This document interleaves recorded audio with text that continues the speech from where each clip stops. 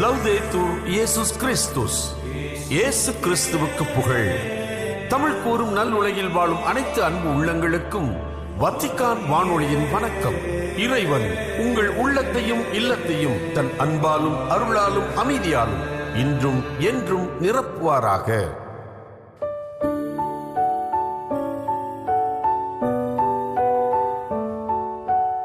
அன்பு நேயர்களே, வத்திக்கான் வானொலி இன்று உங்களுக்கு வழங்கவிருப்பவை நெறிகாட்டும் ஆளுமைகள், விவிலிய தேடல்கள் மற்றும் செய்திகள்.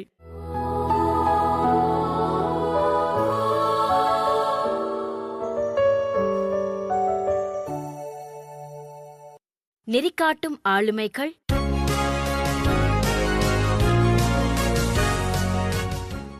அமெரிக்காவில் நீக்ரோக்கள் அடிமைகளாய் நடத்தப்பட்ட காலம் அது.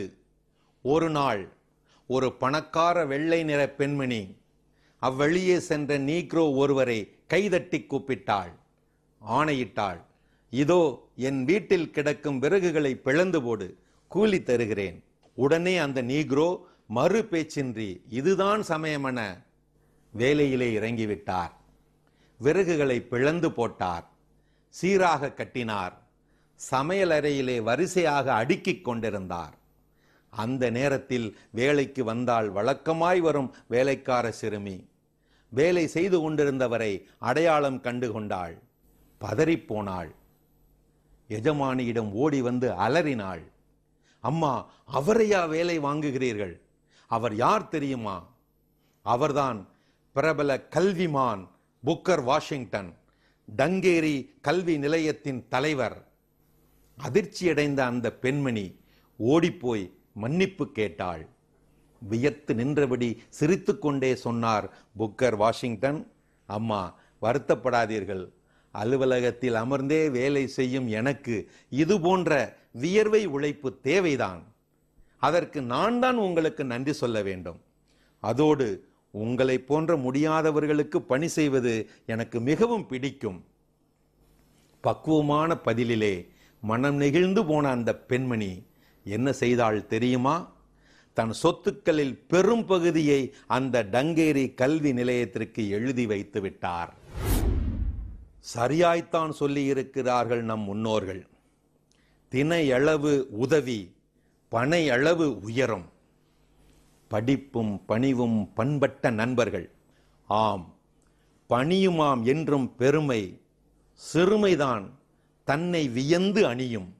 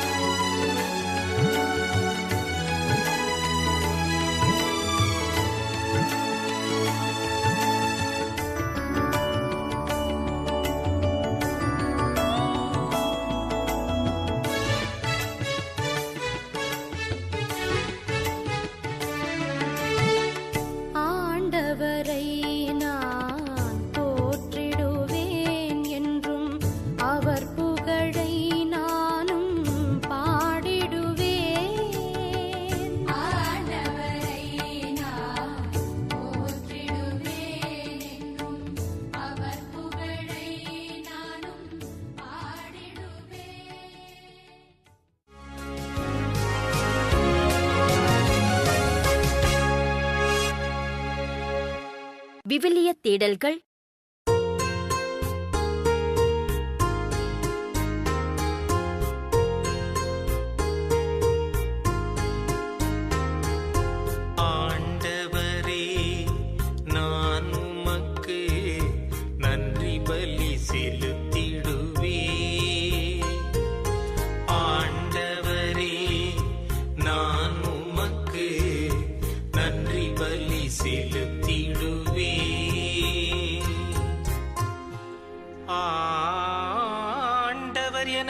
செய்த எல்லா நன்மைகளுக்காகவும் நான் அவருக்கு என்ன கைமாறு செய்வேன்? மீட்பின் கிண்ணத்தை கையில் எடுத்து ஆண்டவரது பெயரை தொழுதிடுவேன். ஆண்டவரே, நான் உமக்கு நன்றி பலி செலுத்திடுவேன். ஆண்டவரே, நான் உமக்கு நன்றி பலி செலுத்திடுவேன். இதோ ஆண்டவருடைய மக்கள் அனைவரின் முன்னிலையில் அவருக்கு என் பொருத்தனைகளை நிறைவேற்றுவேன். நான் உமக்கு நன்றி பலி செலுத்துவேன். ஆண்டவராகிய உம் பெயரை தொழுவேன். ஆண்டவரே, நான் உமக்கு நன்றி பலி செலுத்திடுவேன். ஆண்டவரே, நான் உமக்கு நன்றி பலி செலுத்திடுவேன்.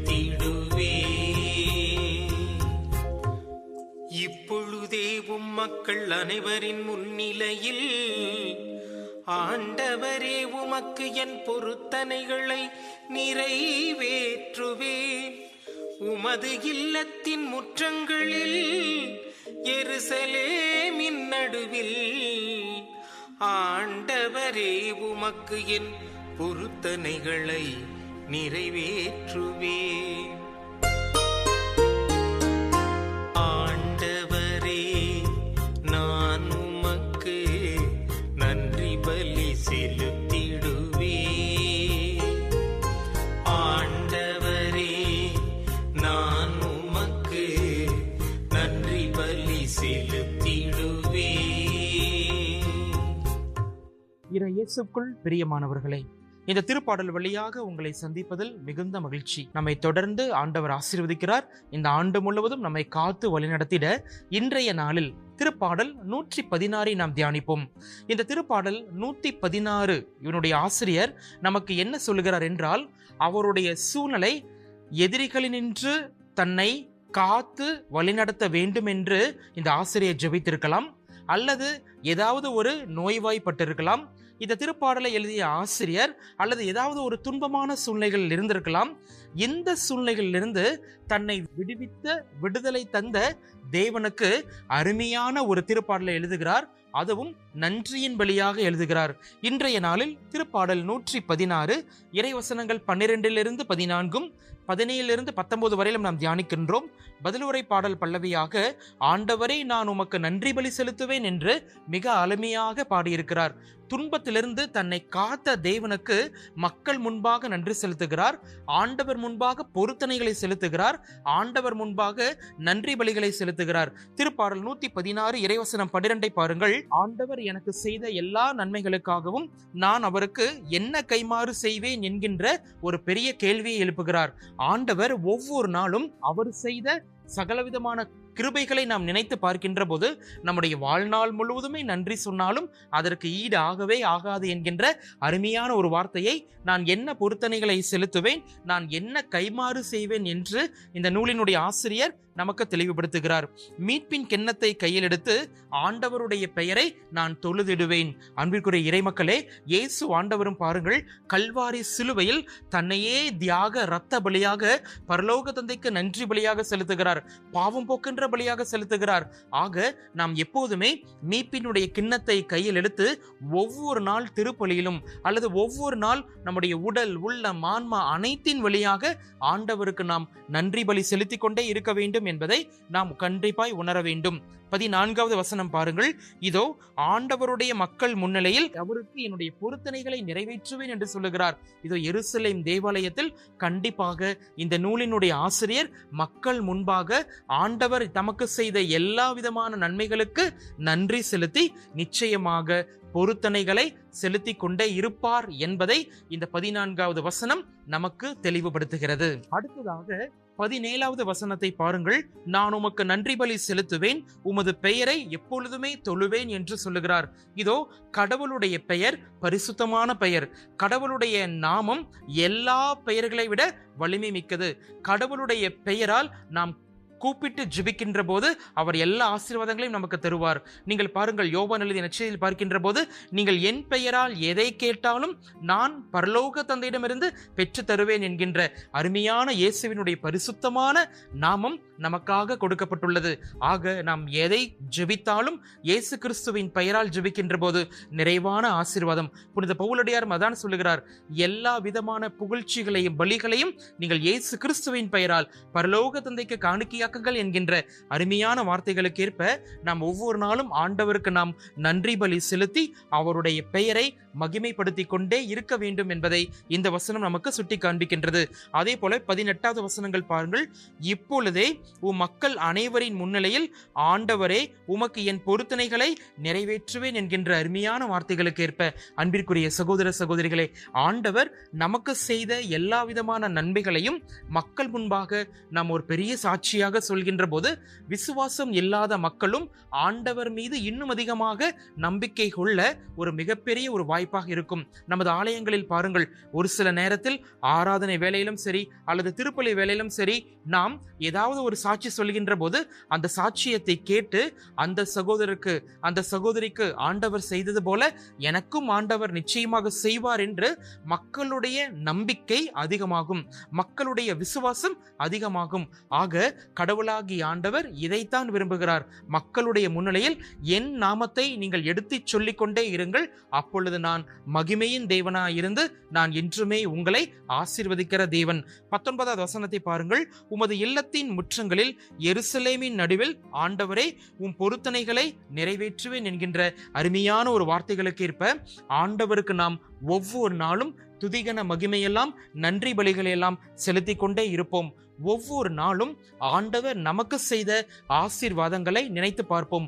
துன்பத்திலிருந்து எத்தனையோ ஆண்டவர் நம்மை காப்பாற்றி இருக்கிறார், நோய் நொடிகளிலிருந்து காப்பாற்றி வருகிறார், அல்லது சிறையிலிருந்து காப்பாற்றி வருகிறார். எல்லா விதமான சூழ்நிலைகளிலிருந்தும் அல்லது சாத்தானுடைய சூழ்ச்சிகளிலிருந்தும் ஆண்டவர் நம்மை காப்பாற்றி வருகிறார், ஆபத்துகளிலிருந்து நம்மை காப்பாற்றி வருகிறார். ஆக இந்த தேவனுக்கு ஒவ்வொரு நாளும் நாம் நன்றி சொல்வோம். இந்த புதிய ஆண்டில் நாம் தொடங்கி இருக்கிறோம்.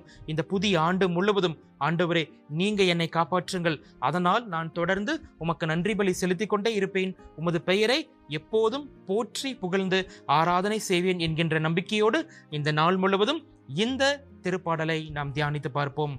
ஜெபிப்போமாக.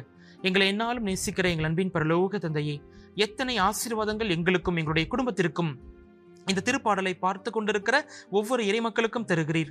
நாங்கள் எங்களுடைய மனதிலிருந்து வருகின்ற நன்றி பலிகள், வாயினுடைய புகழ்ச்சி பலிகள், பாடல்கள் வழியாக, இறை வசனங்கள் வழியாக, நீர் செய்த எல்லா விதமான செயல்கள் வழியாக நாங்கள் உமக்கு நன்றி செலுத்துகிறோம். தொடர்ந்து உங்க ஆசீர்வாதம் என்றும் எங்களோடு தங்கியிருப்பதாக. நீர் செய்து வருகின்ற இனிமேலும் செய்ய போகிற ஒவ்வொரு நல்ல காரியத்திற்காக நாங்கள் உமக்கு கொடான கொடி நன்றி செலுத்துகிறோம். எங்கள் ஆண்டவரும் இரட்சகரும் இயேசுவின் நாமத்தில் ஜெபிக்கிறோம் நல்ல பிதாவே, ஆமென்.